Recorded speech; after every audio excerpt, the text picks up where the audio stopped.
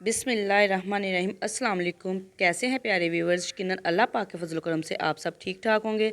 अल्लाह पाक आपके रिज़्क़ में कुशादगी करे और आपको सबको अपने हिफ्ज़ ईमान में रखे।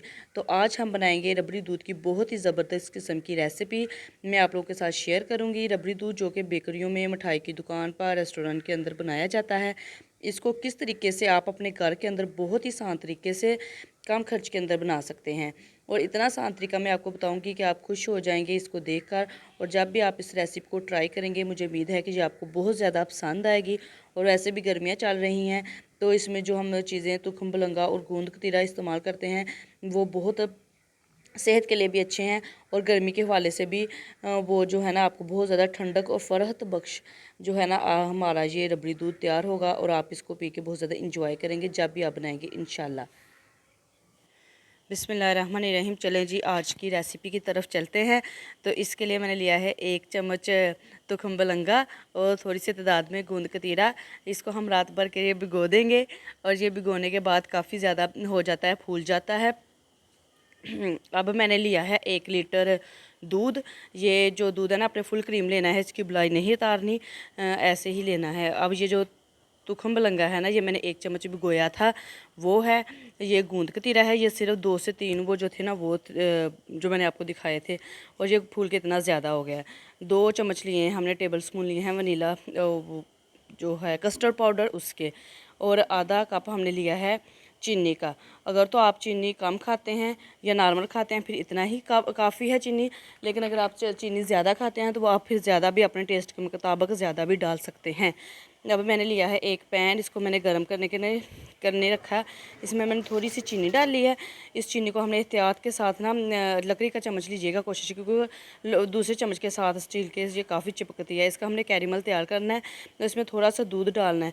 जब ये इसमें सारे अच्छे तरीके से घुल जाएगी ना, तो फिर हम इसमें बाकी का दूध डालेंगे ताकि इसमें गुठलियाँ ना बने। और इसको मैंने ना इस तरह अच्छे से किया है। फिर अब मैंने इसमें अपना बाकी का दूध भी डाल दिया है। दूध डालने के बाद हम इसमें जो अपनी बाकी की चीनी थी वो डाल देंगे। कैरेमल हम इसलिए बनाते हैं ताकि हमारा दूध का जो कलर है ना, वो थोड़ा सा क्रीमी क्रीमी शक्ल में आ जाए। तो जो मैंने लिया था कस्टर्ड, वनीला कस्टर्ड, उसमें थोड़ा सा दूध डालना है, ठंडा दूध डालना है। और इसको मिक्स करना है, और जब ताकि गुठलियाँ ना बने, अच्छे तरीके से आप मिक्स कर लें। थोड़ा सा ठंडा दूध या पानी भी डाल सकते हैं, कोशिश करें कि दूध ही डाल लें। डालने के बाद आपने इसको अच्छे से मिक्स करना है। और अब एक साइड पे मैंने वो गूंद कतीरा जो है ना, वो ये देखिए इसकी कंसिस्टेंसी इस तरह से हो गई है। ये जो है ना, रात भर भिगोया था, इसमें मैंने वो तुखम बलंगा भी शामिल कर दिया। इनको अच्छे तरीके से मैं ना मिक्स अप कर रही हूँ। आप तो चाहे चम्मच से भी कर लें या ब्लेंडर से भी कर लें, ये आपकी मर्ज़ी है, बीटर से भी कर सकते हैं। तो अब ये दूध जो है ना, हमारा इस तरह बॉइलिंग पॉइंट पे आ गया। दूसरी तरफ हमारा दूध पक रहा है अच्छे तरीके से।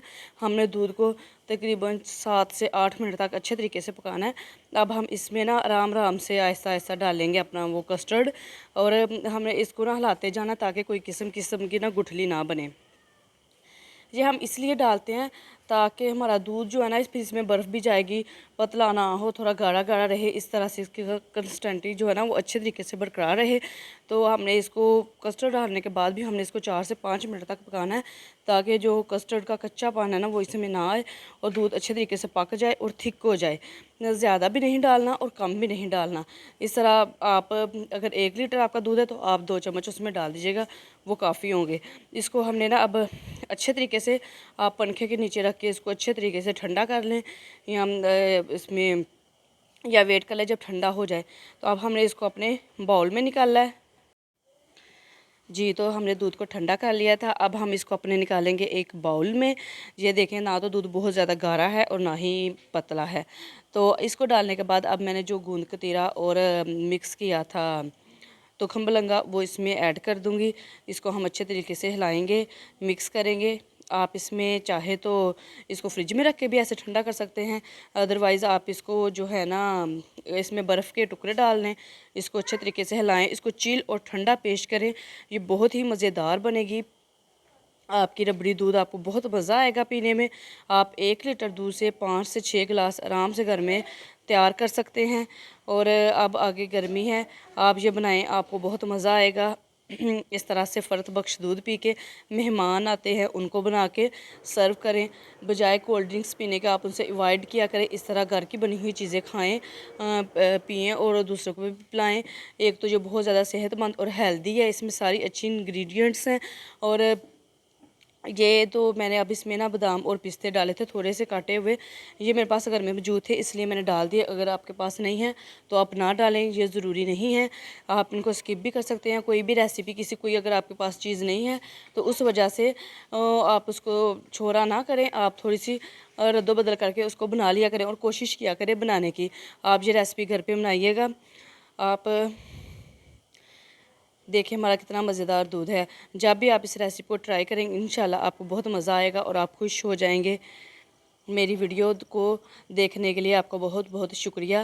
प्लीज़ मेरी वीडियो को फुल वॉच किया करें, स्किप करके ना देखा करें और शेयर करें और मेरे चैनल को सब्सक्राइब करें ताकि आप मेरी हर वीडियो जो है ना आए वो आप तक पहुँचे। Thanks to watch my channel. अल्लाह हाफिज़।